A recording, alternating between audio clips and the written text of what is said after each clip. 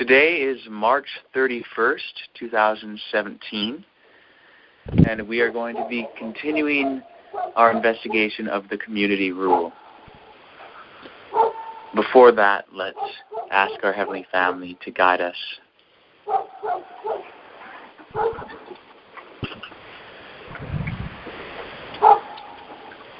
Eloheinu,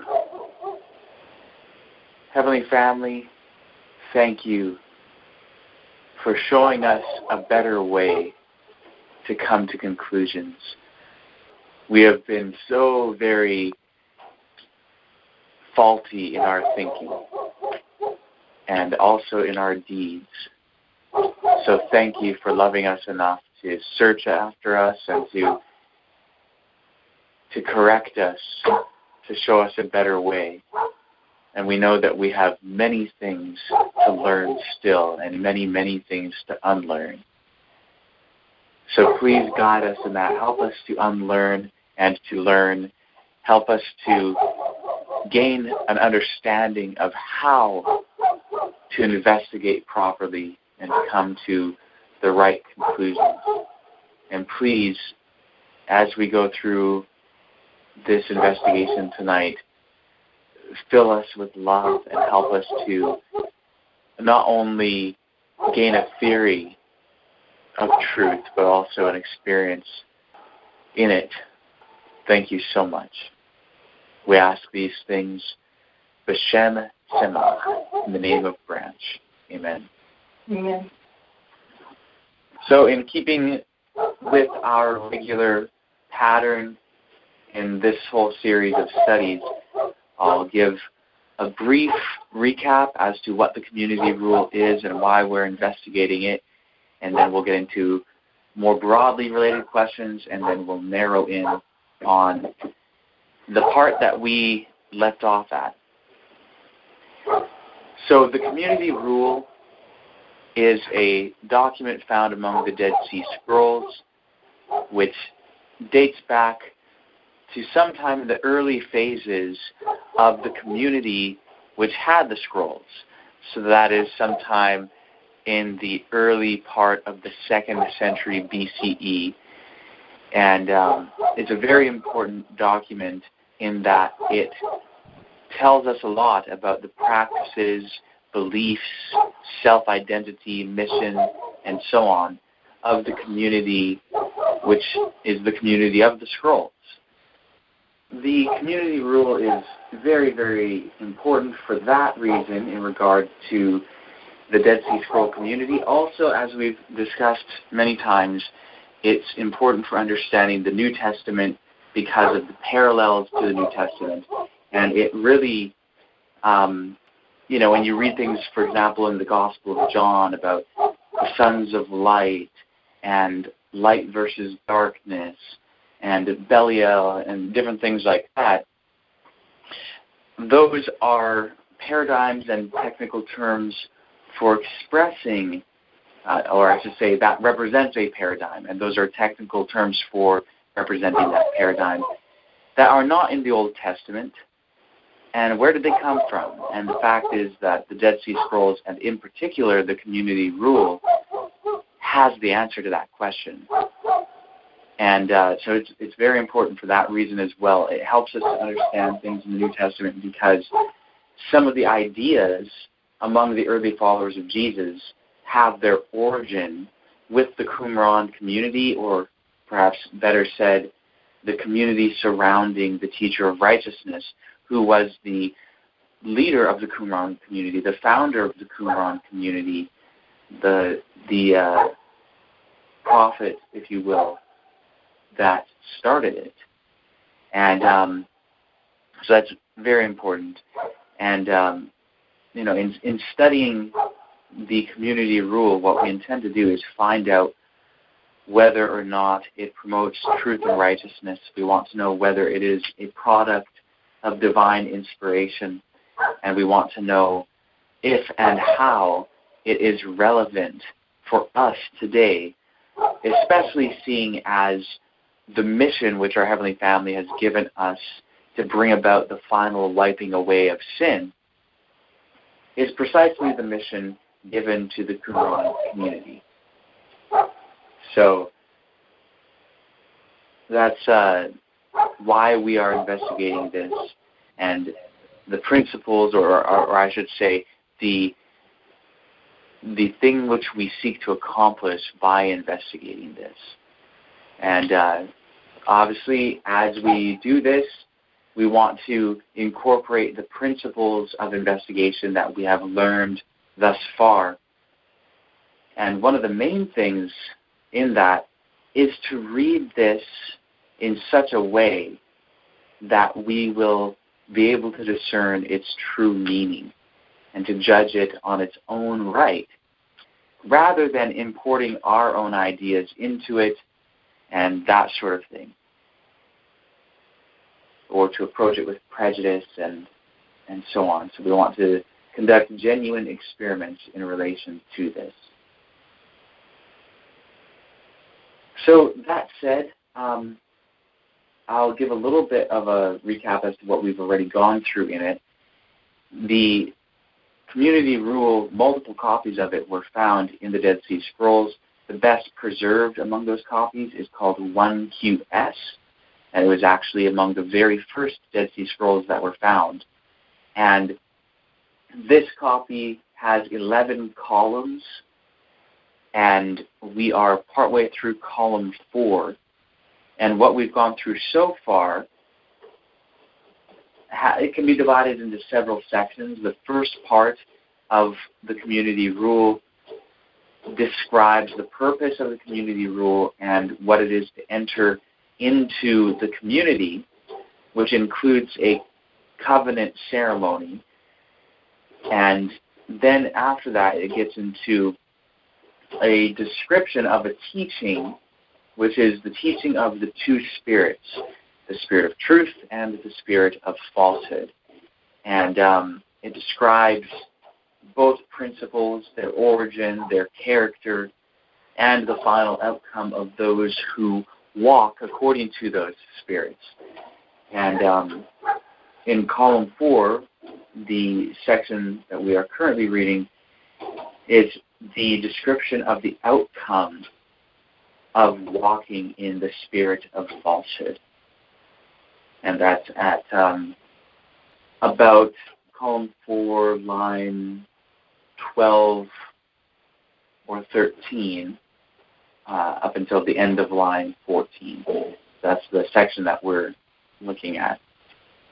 So before getting back into that section, does anyone have any comments or questions that are more broadly related to the community rule? And by that, I mean still related, but not necessarily something that's focused so directly on these particular passages or even any particular passage of the community rule. Perhaps something about the community, about the teacher of righteousness, about the general time, and that sort of thing, or about the community rule itself, but, things that are broadly related.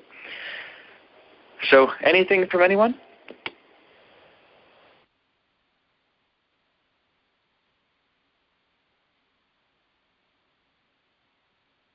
All right, it doesn't sound like the case that there are any broadly related comments or questions. So we'll get into looking at this specific section then.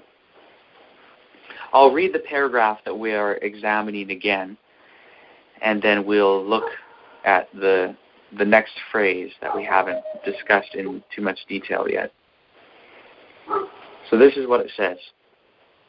And the visitation of all who walk in this spirit, in context, of course, it's the spirit of falsehood, shall be a multitude of afflictions by the hand of all the messengers of destruction, everlasting damnation by the avenging wrath of the fury of God, enduring torment and endless disgrace, together with shameful annihilation in the fire of the dark regions.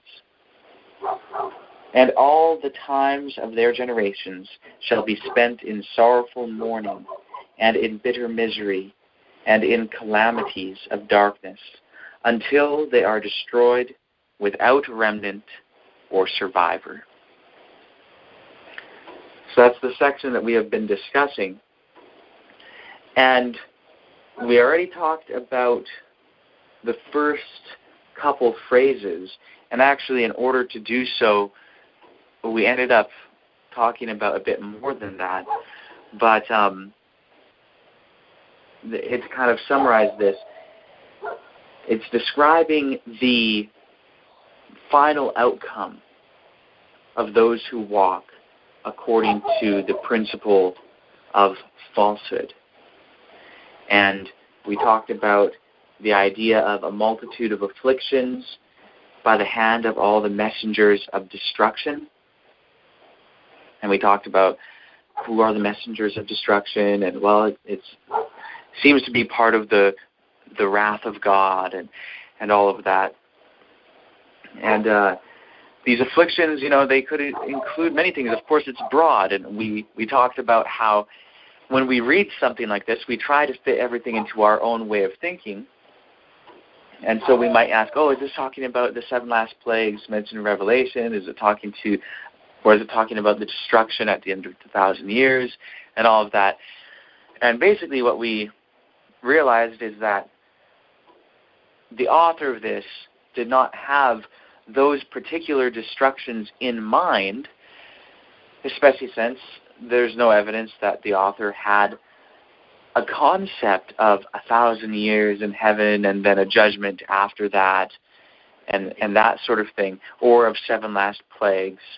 And this seems to be a more general description of the final judgments.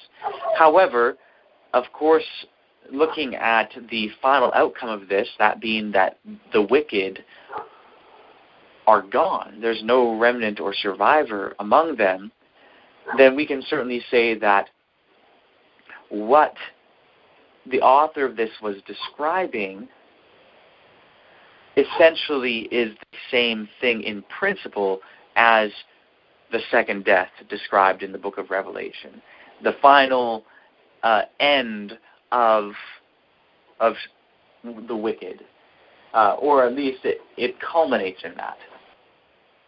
We're trying to understand what the author of this understood, and of course it's fine to relate it to our understanding, but we have to distinguish between what the author intended to get across and how we can relate that to what we understand or what's portrayed in other writings with which we are familiar.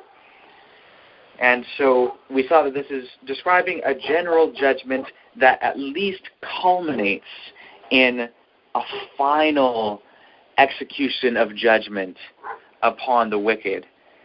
And it describes it as being part of the quote-unquote avenging wrath of the fury of God. In other words, this is ultimately an act or a series of acts of God through the messengers of destruction to bring about the final end of wickedness. And in describing this, it uses several phrases, one of which I just read. And the last phrase here that we discussed is everlasting damnation by the avenging wrath of the fury of God. But in order to discuss that, we had to go a bit further. And actually, perhaps we did talk about the phrase enduring torment or lasting torment, or as in Guy de Vermez's translation, eternal torment. And we last time discussed how we can go about determining what this means. When it says enduring torment or lasting torment or eternal torment even, if one was translated as such, is the author, or was the author, trying to convey the idea that people will literally be alive in some way forever and suffering throughout eternity without end, as is typically taught in most Christian churches? And what we found is that no, that actually is not the idea set forth by the author, and we can determine that from the author's own writings, even within this very paragraph. And one of the reasons why is because we can see that he describes ultimately the wicked being without remnant or survivor. So they're not continuing on forever. They come to an end, and there's no wicked left at all. There are none left who walk in the spirit of falsehood. And then, of course, we talked about how the word that is translated eternal here in eternal torment does not actually mean eternal. Often the word eternal in English conveys the idea of forever back in the past, as in you can keep going into the past and keep going into the past and keep going into the past more and more and more and more and more without end, and whatever it is that you're talking about will still be there. And you can go forward into the future and forward into the future and forward and forward and forward without end, and it'll still be there. And everlasting, while it does not contain the idea of forever in the past, it does contain the idea of forever in the future. And we found that the word here does not inherently mean that. You can use it to describe forever, but in Hebrew, the word most commonly translated forever is olam, or eternal, everlasting. But it can be used in many different ways. It can describe distant periods of time, even if it's not talking about something lasting for a long time. It can just be talking about something that is in the very distant future or in the very distant past.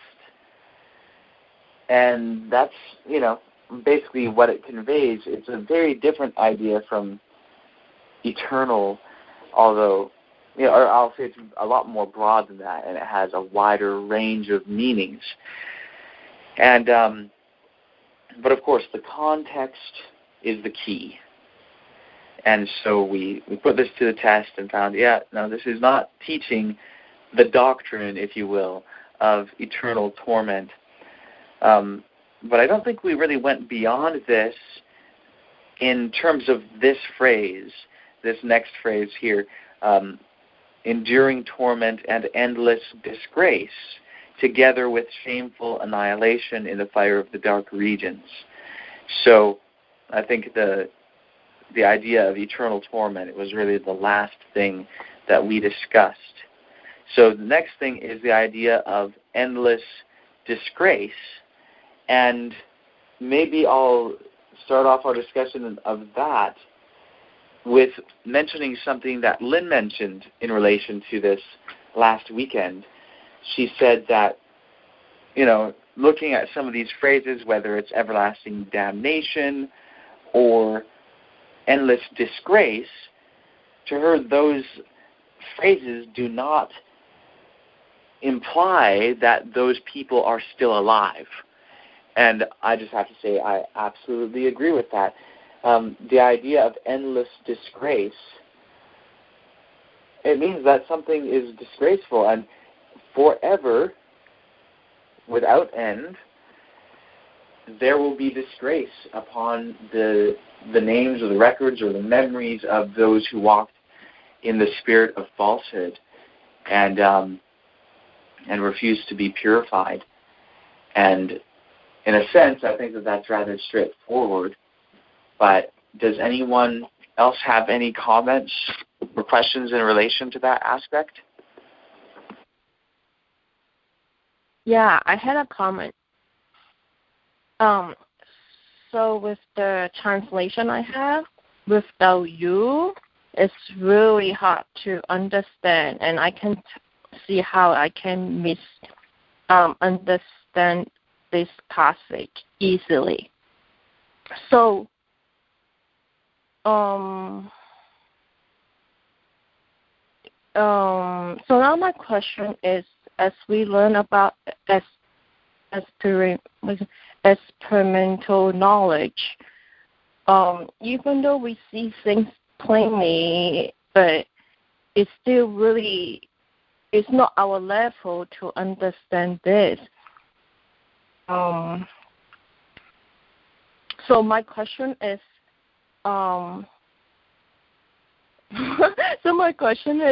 then we really need to depend on the prophet to understand this.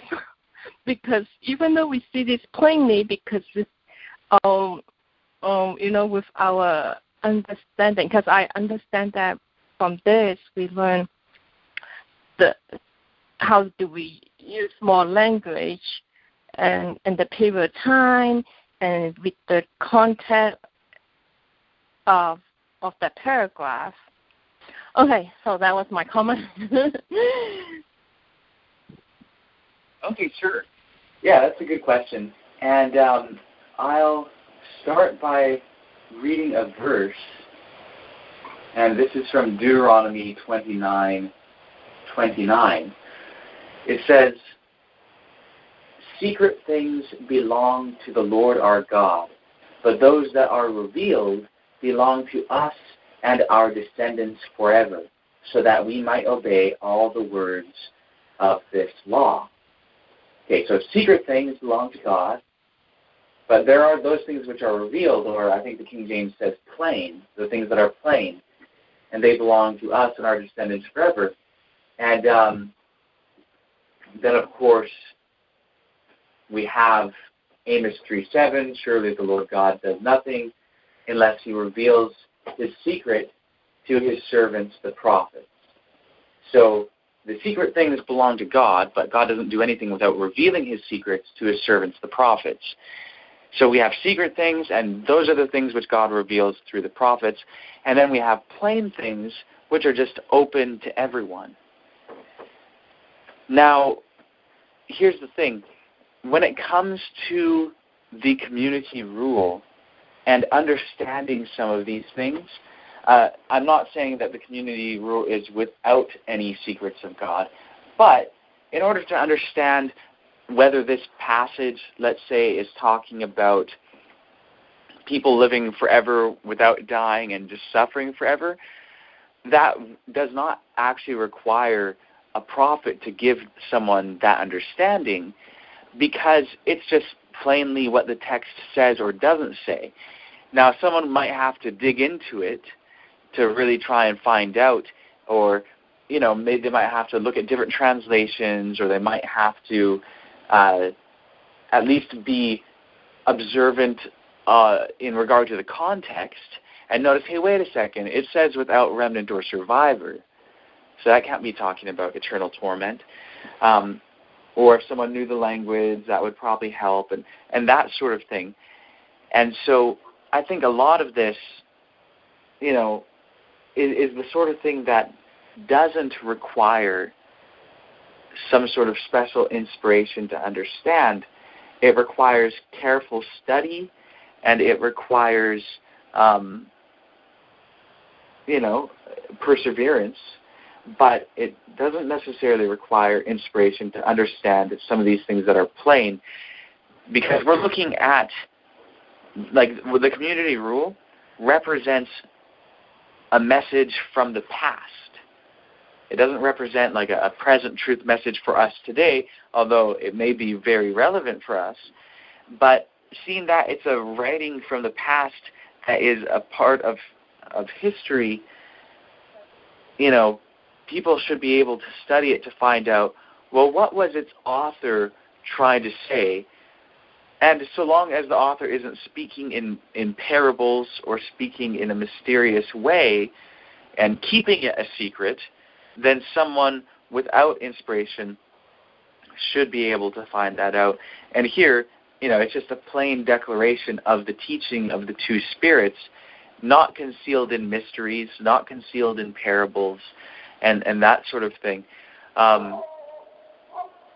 So I think that's important to understand, so that we realize, hey, I can study this and really understand what it is saying. And it doesn't require someone to depend on a prophet for this understanding. Now, I will say, though, that our Heavenly Family, through this message, has been giving us principles of investigation. And I'll say that most of us, and maybe all of us, haven't been practicing right thinking that would lead us to be able to discern the truth of the community rule, even just what it plainly says.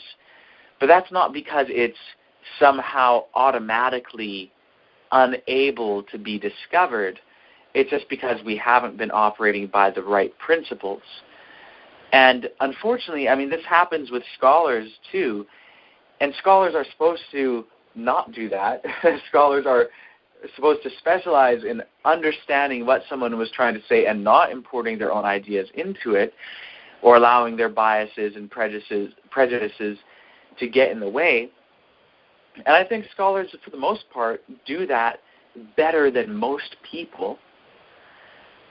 But it's still there. And I know some of the scholars, even some that I have the utmost respect for, greatly misunderstand some of the things in the community rule. And it's the type of thing that there's no need to misunderstand it. It's not like it requires some great inspiration in order to correctly understand certain sections of this, but for some reason it's still misunderstood. So, for instance, there's one scholar who I think is a really great scholar, but, he looks at the community rule and he calls it institutionalized hatred, because it talks, like in the covenant ceremony, it talks about hating and loving all that God loves and hating all that God hates and pronouncing curses on the men of the lot of Belial and so on. And so to him, that's institutionalized hatred, and that is so different from the religion of Jesus and all that.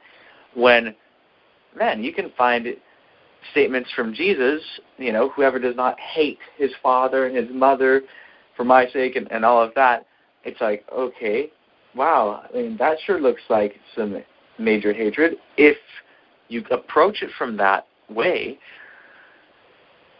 And so really, I mean, you could focus on the elements that you could take negatively from one source and then focus on the elements that you can take positively from another source.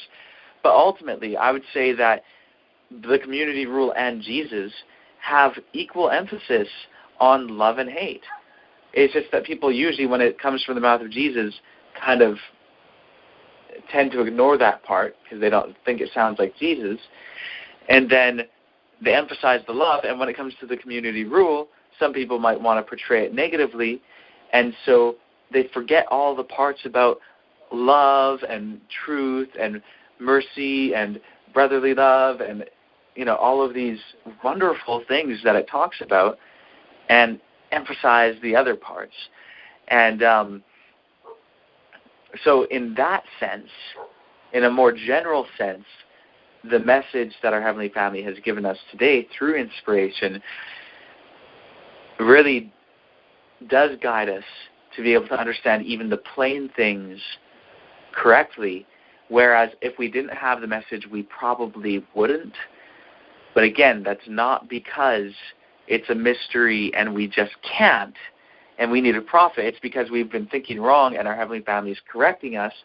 But we can actually, if we just learn the principles of proper investigation, we can discover what this is talking about. Anything that's not a mystery of the Scriptures, a mystery of God, is something that we can all discern. And so whether we're studying the life of Jesus or the Gospels or the writings of Paul or the Dead Sea Scrolls, whatever it may be, I mean, there's a lot that's just written plainly and anyone can really understand. It does require effort, as I've said, but it's there for us to understand. So I hope that answers your question in terms of the fact that it doesn't require us to depend on a prophet. Oh, actually, I do want to say one other thing, too.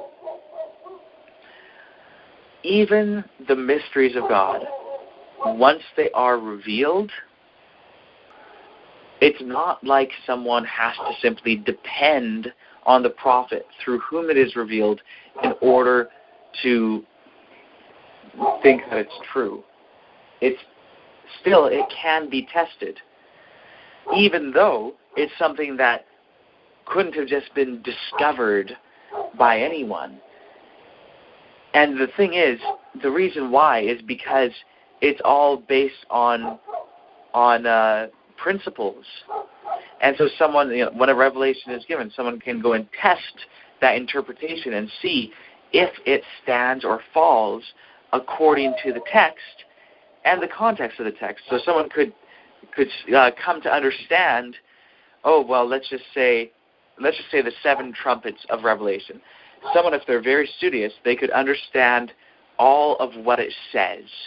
Okay, well, this is the first trumpet, this is the second trumpet, and they could come to terms with the pattern of the trumpets and how they are described, and be very aware of that. And then someone could offer an interpretation of the 7 trumpets. And if someone is very aware of what the 7 trumpets say, even if they don't know what it means and they don't have an interpretation of what those symbols point to, they could still test the interpretation that someone else puts forward to see, well, does their interpretation actually line up with the text as it is, or does it conflict with the text? And if someone offers an interpretation which does not at all conflict with the text, but actually brings forth what the text plainly says and offers a clear, coherent meaning, well, then that is the correct interpretation. So an interpretation, and this is just like, it's kind of like this. In experimental science, people bring forth a prediction. Like, if our understanding of gravity is correct, well, there should be another planet in this location. Okay, well, that's predicting not like a future event, but it's predicting a reality that has not yet been observed. And then people could go and try to observe that reality, and if they can, it verifies that the prediction was correct. And thus the model of understanding was correct. Well, it's the same thing with interpretation and testing an interpretation. The interpretation is like the prediction. So it can be tested to see, this says, the interpretation says this, and so if that's the case, then the text should say this. And I could also falsify that, because if their interpretation is correct, well, then this should be the case, and if that's not the case, if the text offers something to falsify it, well, then that shows that that's not the correct interpretation. So there is a way to test the messages that come from our Heavenly Family, even when they are interpreting the mysteries of God and teaching the mysteries of God. We can put those things to the test, and we can and we should, because that's the only way to know whether or not the message is true. The reason why I wanted to mention this last aspect is just so that no one ends up thinking, we don't have to depend on a prophet to believe the plain things, but when it comes to the mysteries, we just have to take their word for it. No, it's not that. The distinction isn't that in one you have to take their word for it and in the other you don't. The distinction is simply in terms of the possible methods through which you could come to a knowledge of it. In both cases, you have to come to knowledge, which requires experiment, hence testing. But it's just the method through which we come to the idea that is different in each instance. So with things that are not mysteries, things that are plain, the way that we come to the idea of the truth is through investigation, or at least it can be. Like we have that as an option to investigate something and to find out, let me just ask, what does this say? What is this about? And then we study it, we find it, and then we have our idea of what it is saying, and then we run tests to see if that idea is true. But on the other hand, when it comes to the mysteries of God, we probably won't even be able to come up with the idea. And in fact, we won't be able to come up with the idea until it's revealed. Then the idea is presented, but then you still have to go through the process of testing that idea to verify it. So, does that help to answer your question, Rachel? Yeah, I think I was confused about reading skill level, reading stuff plainly versus spirit of prophecy, because we are so far away from heavenly family, so we need a prophet to explain stuff. So you make it clearly the differences between these two. Yeah, thank you. Okay, wonderful. Thank you, Heavenly Family. That was a really good question, by the way. So does anyone else have questions or comments?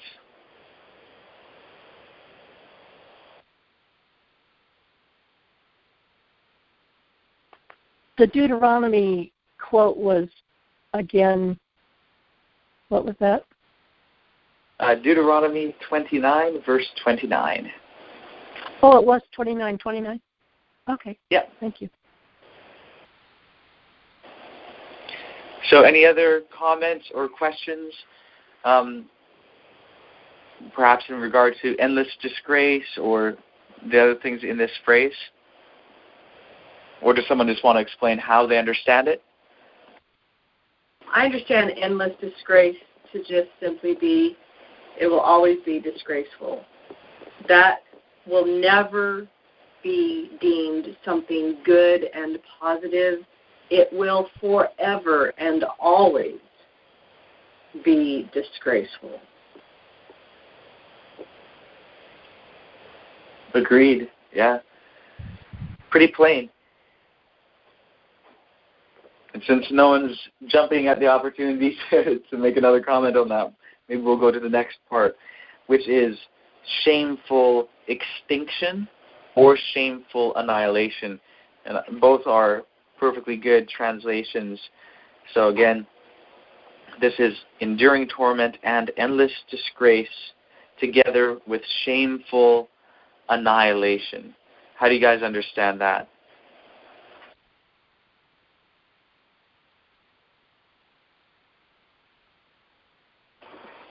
You know, when someone who's done something really badly and the world is aware of it, and let's say that person finally gets captured and punished, and let's say that they're executed, they're put to death, and it's publicized, and everyone sees it, and it's shameful, it's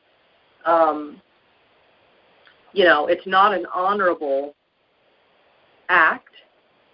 The execution isn't honorable.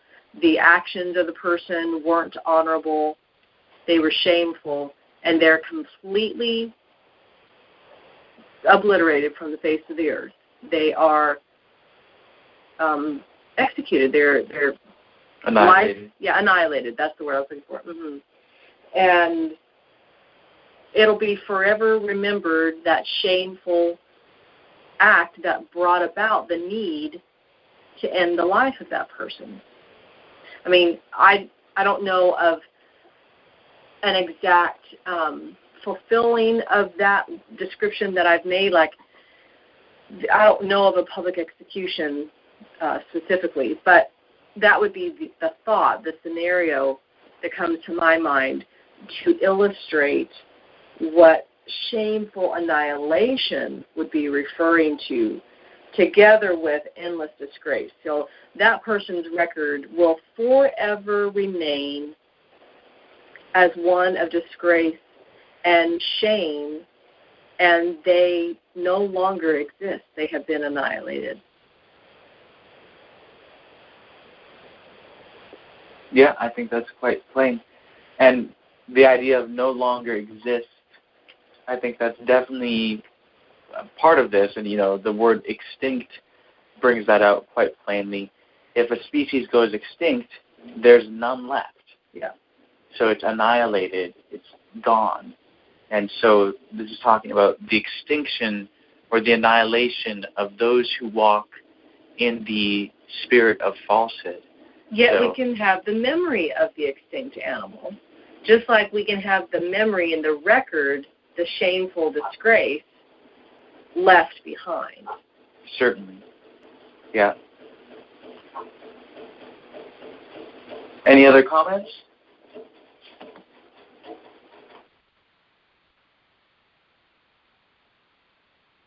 That was a good description of those words because I couldn't form it into an explanation right offhand.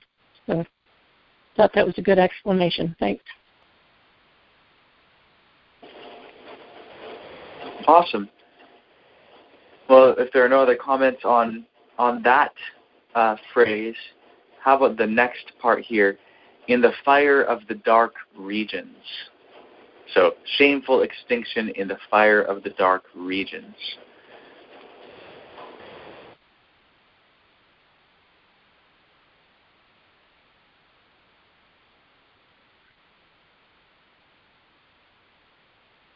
Well, I'm not hearing any comments. I just looked up the phrase dark regions in the Protestant canon just to see if there's any occurrences of something like that because, it sounds familiar enough to me that I thought that there might be. And there are some verses in the NET, actually, that use that phrase, dark regions. And they're all from the Psalms. It's just 3 verses. I think I'll read them quick. Psalm 74:20. Remember your covenant promises, for the dark regions of the earth are full of places where violence rules. Psalm 88:12. Are your amazing deeds experienced in the dark region, or your deliverance in the land of oblivion? Interesting. Lastly, Psalm 143, verse 3. Certainly my enemies chase me. They smash me into the ground. They force me to live in dark regions, like those who have been dead for ages. So it's interesting because there are dark regions, that sounds like Sheol, the place of the dead. And I'm looking at the NET footnotes, and they're mentioning that. They're saying dark regions refers to Sheol. Again, Sheol is just the place of darkness or shadowy. It's kind of an unknown, dark place, unknown. So it's interesting here that I'm not saying that in the community rule it necessarily is referring to Sheol, but it may be. But definitely the Psalms are using it to refer to something that looks or that sounds like Sheol, at least in Psalm 143, verse 3. But then Psalm 74, verse 20, it might not be referring to the place of the dead, because it says, remember your covenant promises, for the dark regions of the earth are full of places where violence rules. Well, that one doesn't really say anything about death or anything like that. It's just talking about simply places where things are really bad. It says, for the dark regions of the earth are full of places where violence rules. So at least it's talking about bad places, places that are full of darkness. So it might be more general, at least in some of these references. But here in the... Go ahead. Trent, do you think a lot of people that even use the word Sheol, don't some people consider that as meaning like what they perceive as hell? Yeah, I'm pretty sure that some people equate Sheol with hell. Yeah, I don't know where I read I read something that made me think that's what it was referring to, and so I thought, well, maybe I'm remembering it wrong, but Okay. I was wondering. Right. Although the way that Sheol is described in ancient Hebrew scripture is really nothing like how people think of hell. Right. It's described as like a shadowy, unknown. It's just a place where, hey, people die. They're in the unknown. They're in Sheol. They're put in the grave, and no one really knows what's happened. And so that's the name Sheol is expressing that unknown darkness. And that's kind of it. They didn't, in ancient times, for the ancient Israelites at least, many of them, or I'll at least say many of the authors of what became the Hebrew Scriptures, did not have a clear understanding one way or the other of what exactly the state of the dead is. It's just, there's just really not much said about it throughout most of the Hebrew Scriptures. It's very, very much focused on this life. There's not much in the Hebrew Scriptures at all that talk about things like the state of the dead or, the resurrection or anything like that. There's, in Isaiah 26, that's maybe the earliest reference to resurrection in the Hebrew Scriptures. And let's see here if I can find it. Okay. Isaiah 26, verse 19. Your dead will come back to life. Your corpses will rise up. Wake up and shout joyfully, you who live in the ground. For you will grow like plants drenched with the morning dew, and the earth will bring forth its dead spirits. Okay, so that's probably the earliest reference in Jewish writings to resurrection. Of course, there's Ezekiel 37, but that's not describing a literal resurrection.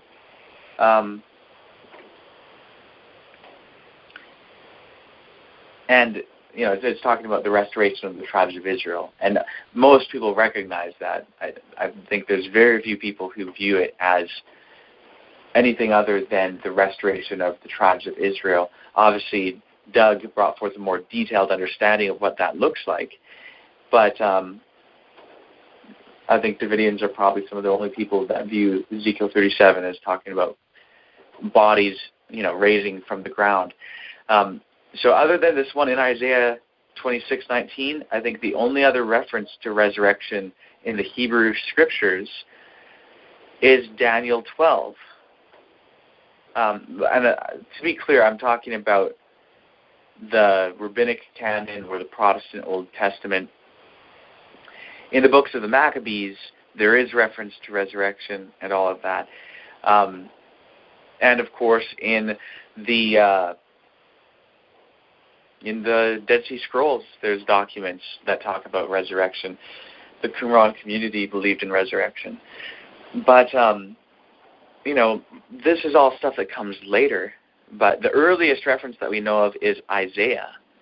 And before Isaiah, Isaiah, he was living in the 8th century BCE. And so he's already in the time of the divided kingdom. But going back before then, like he's in the days of the kings, well, what about all the time before him? There's no evidence, to my knowledge, that anyone before Isaiah had a belief in resurrection. And what did they believe, happened to someone when they died? Well, it's not entirely clear. Different people had different perspectives. Obviously, King Saul, believed that the dead can be summoned. So he tried to summon Samuel. But then you have a couple kings down, Solomon, and according to Ecclesiastes, he believed that when people die, they have no thoughts, they're just dead, and that's it. And it doesn't look like he believed in,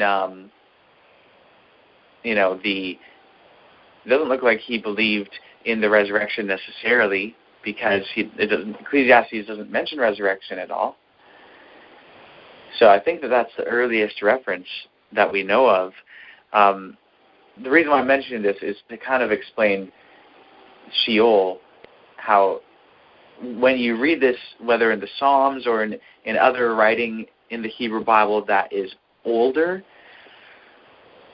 it's just describing this kind of unknown state and unknown future. Like, is there a future? Is there not a future? Is there a consciousness? Is there not a consciousness? It was very ambiguous and not clear. It was not one of those plainly revealed things back then. And so, I think that's important to keep in mind.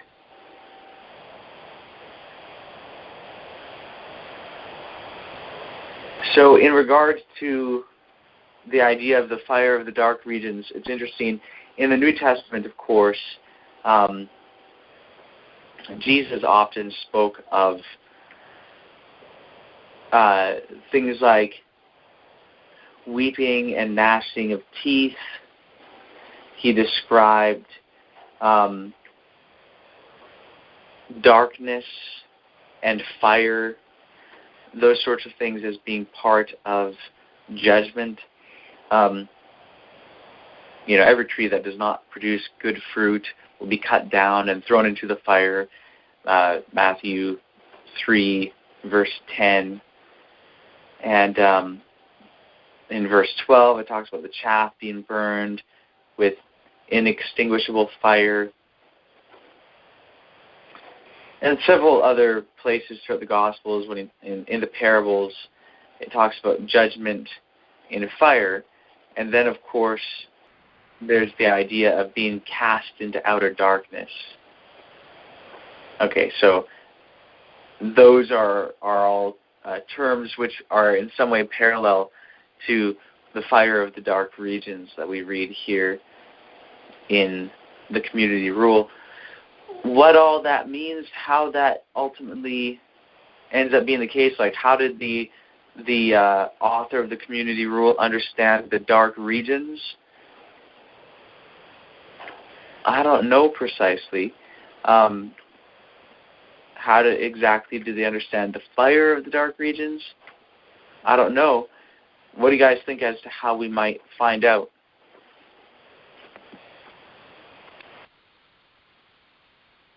We could look up see if that phrase is used in the community rule by this author, if it hits anything else.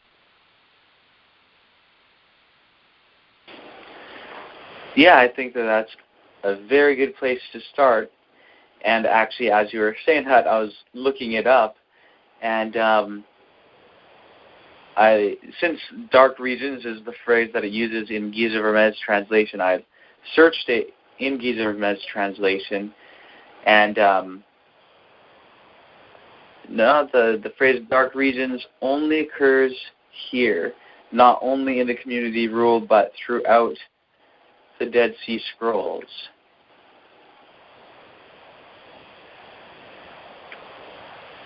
So basically, that doesn't leave us with much to look at in regard to that. I'm looking this up elsewhere. Another translation of the Dead Sea Scrolls. It only shows up there. I'm actually looking this up in my Bible software library just to see if there's anywhere else that uses this phrase. And so far, it looks like it's basically just there. Hey, Trent. Yep. Does Mrs. White, by any chance, refer to dark regions as just where there's just no truth at all? And maybe it doesn't have. It doesn't sound to me, even when I'm trying to remember if I did read that someplace in her writing. I don't think it means the same thing that this writer meant, but I thought she used that phrase, dark regions. She does, actually. I just looked it up. There's 4 hits on the Ellen White CD-ROM. So this is what she says first. This is from The Home Missionary, December 1st, 1894, paragraph 5. The truth is all important and must be carried to regions beyond, and every follower of Christ must take upon him the responsibility of doing his part in supplying the necessary funds to support the laborers in the work of lifting up the standard of truth in the dark regions where the precious light has not yet penetrated. So that's basically how you were explaining it. Okay, now you know what that makes me think of now?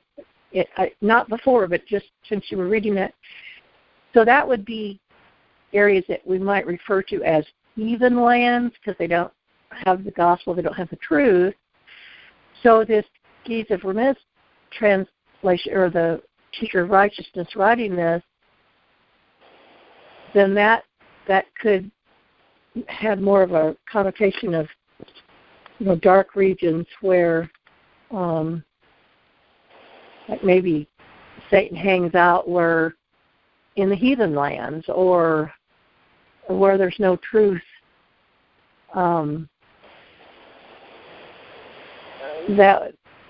don't know where I'm going exactly with that, but it just makes me think of heathen lands.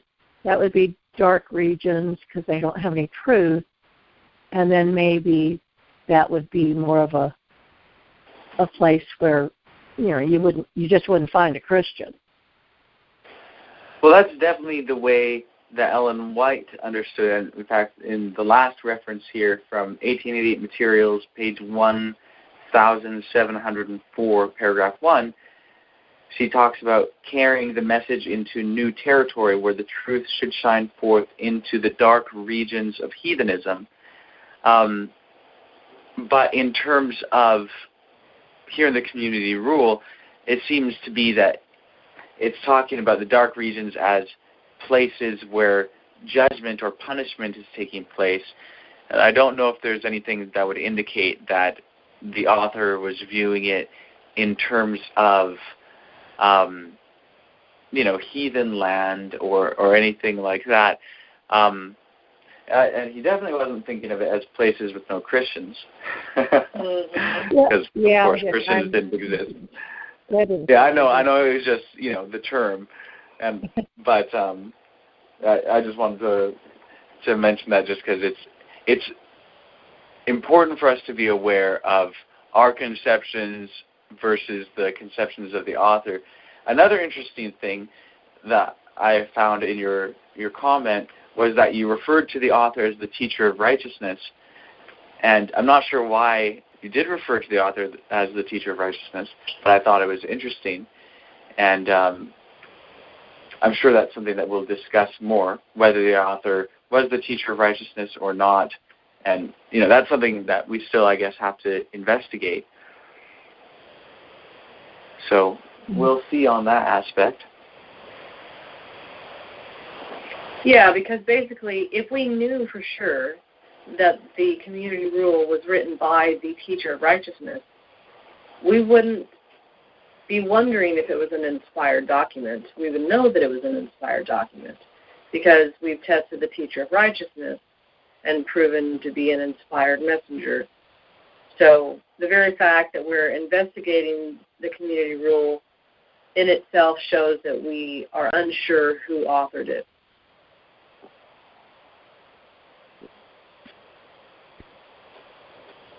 So are there any other comments about this phrase in the fire of the dark regions? Could it be where Satan and his angels hang out? Well, I'm not exactly sure how to comment on that, just because saying could it be is almost like saying is it possible that it is, and I don't know one way or the other. I don't know if it's possible, if it is or isn't, because I don't know how to establish the probability of that as an interpretation. It's possible, of course, that one could interpret it to be that, but I don't know whether or not it's possible that that actually is what the author of this is referring to. I know that obviously this is extending beyond the content of what you're saying, but it touches on an important principle, and I want to expand on that principle because, of course, that's one of the purposes of us being here. In fact, the main purpose, to understand principle. So I can see how perhaps what I just said might come across like an odd statement, like, well, what do you mean you don't know whether or not it's even possible? Shouldn't it be obvious that it's possible? But it's actually not obvious that it's possible. And this comes to something that people often, it's two very different ideas that people mistakenly mesh together. And that's the idea of something being conceivable versus something being possible. Often people think that, if they can conceive of something, that's the same as it being possible. Well, yeah, I can imagine that. Yeah, that's possible. People combine those two ideas, but really they are two very, very different ideas. The fact that we can imagine something or conceive of something actually has nothing to do with whether or not it is possible. We can imagine all sorts of things that are actually impossible. And yet, we can imagine them. And so, we can, for example, we can imagine someone making a time machine and then traveling back in time to the time before they made the time machine and then killing their former self, their original version of themselves, so to speak. We can imagine that. We can conceive of that, but it is actually impossible. It's an actual contradiction. If someone was able to go back in time to kill themselves before they made the time machine, well, then they never would have made the time machine and never would have been able to go back in time. It's a contradiction. It's just a quirky thing that we can imagine it, but the fact is it's impossible. It's incoherent. It's self-contradictory, and it's impossible. And yet we can conceive of it. And so that's just an example to illustrate the fact that we can imagine things and conceive of things that are actually impossibilities. And so when we say something's possible, that's actually making a claim. It's saying that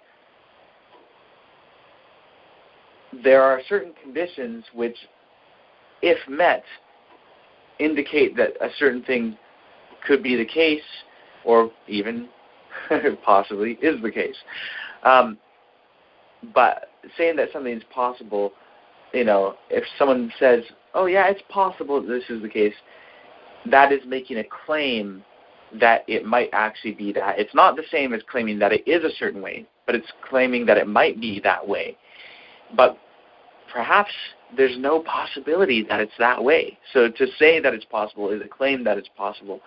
So if someone said, for instance, just to use an example, that the dark regions, and I know, Mom, that you weren't saying this, but to say that the dark regions are, let's say, places where there are no Christians, and saying that that's what the author of this was saying, someone could say, well, it's possible because I can imagine that that's what this text is saying. But actually, that interpretation, while it's possible for someone to make the interpretation, it is not possible that that interpretation could be correct because there was no such thing as a Christian at the time that this was written. And so the author certainly was not having that idea in mind. As to the idea of whether it's talking about where Satan and his angels hang out, I don't know if that's possible, that that's what the author of this was thinking or not. Like, I don't know if that would be a framework that he even had available to him and that sort of thing. So that's why I have to say that I don't know whether it could be referring to that or not. Sure, we could interpret it in that way, but I don't know if that even could be what it's referring to. So that's a long way to say I don't know.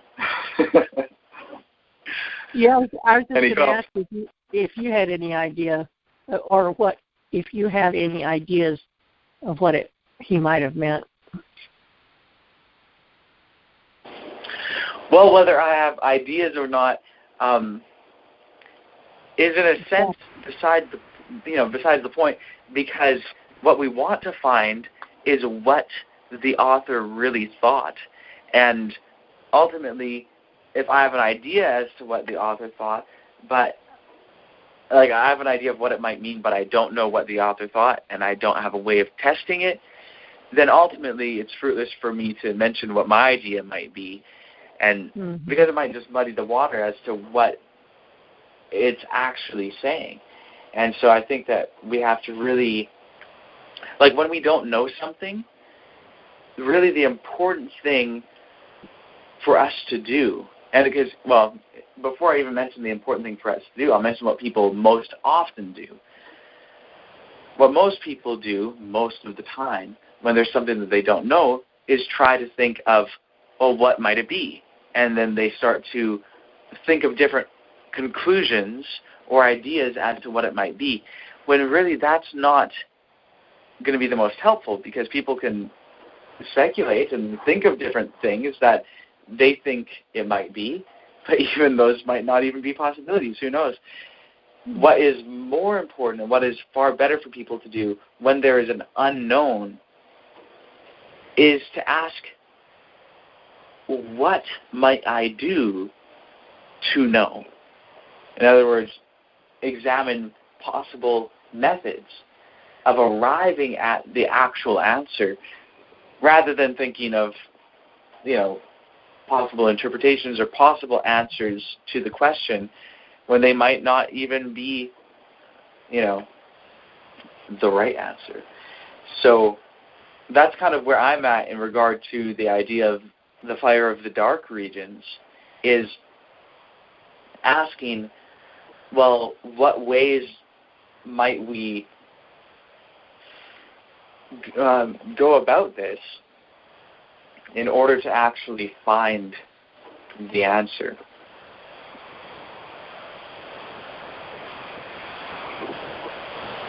So does anyone else have comments or questions in relation to these things or the principles that we're discussing? A thought comes to my mind as to how we might go about finding out what the author may have had in mind by the phrase, the dark regions. If there are other documents contemporary, either with the life of, or the lifetime of who may have authored the community rule, or if there's the phrase in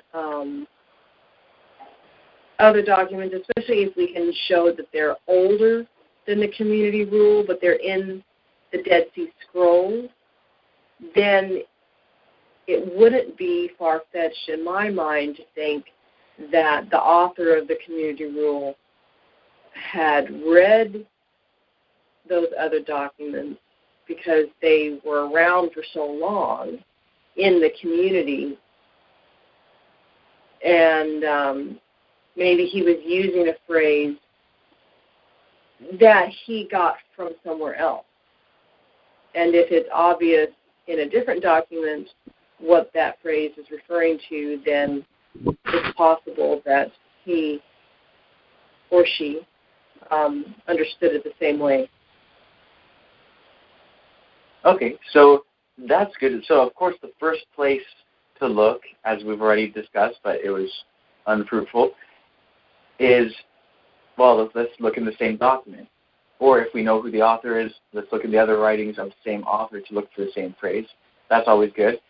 But we searched that and didn't find anything. So, but you searched it in English, and what if the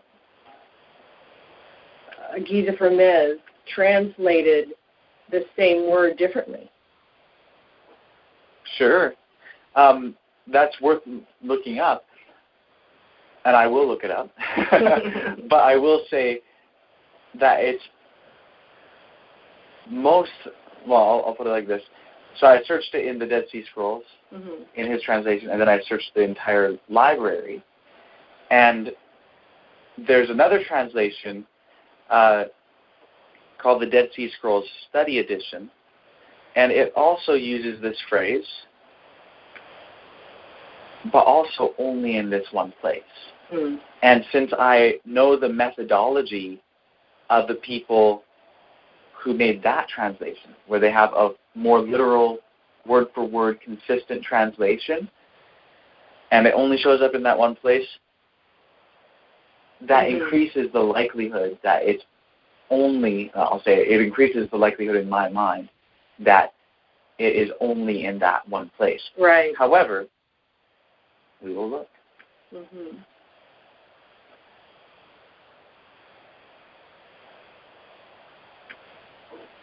I will say, though, that also we did search through the rest of the Dead Sea Scrolls, and it doesn't show up anywhere else, at least in English. And looking through all the translations of the Protestant canon, the phrase dark regions only shows up in 3 places, and that's only in one translation, the NET.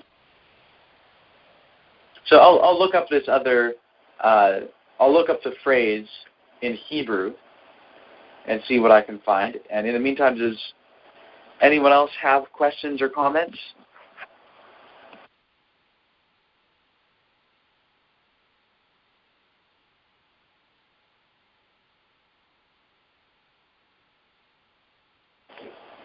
Okay, perhaps not. What we will probably do is wrap up the meeting here pretty soon, because there's only 10 minutes left before our for our calling card goes out here. Okay, so I looked up this phrase.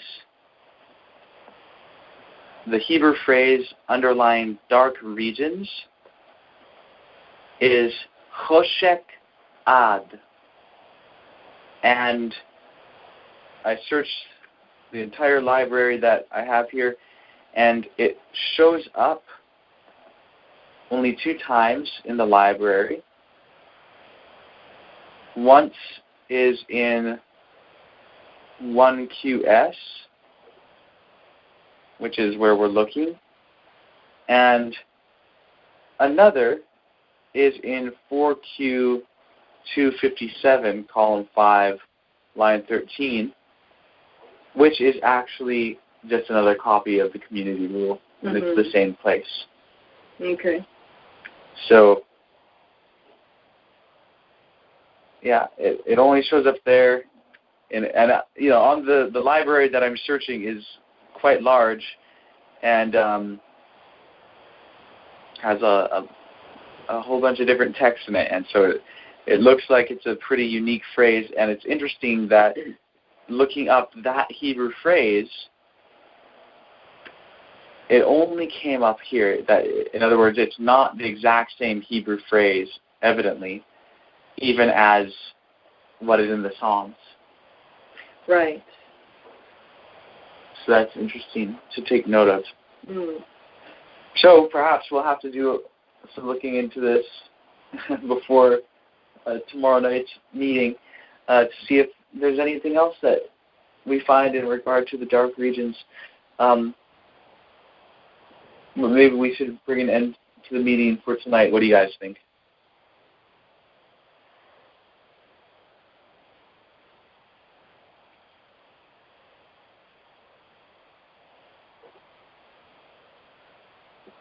All right. Well, would anyone like to thank our Heavenly Family? And then we'll close. I will. Heavenly Family, we thank you so much for tonight's study. I pray that you would enlighten us on this topic of the dark regions, and I just pray for a blessed Sabbath for all of us, and I thank you for the truth. I thank you for letting us investigate the truth, whether it's just in Scripture, easy to understand, or whether it's something that needs interpretation through you, through the spirit of prophecy. I thank you that you want us to investigate for ourselves, and you are so kind and good, and you just know the truth because the truth is all there is, and you want us to know the same thing. You are such wonderful parents, and we love you so very much. I ask your blessing upon all the branch candidates, and we ask this B'Shem Shema Kuahi, in the name of the branch, he and she. Amen. Amen. Amen. All right. Love you guys. Shabbat Shalom. Love Tov.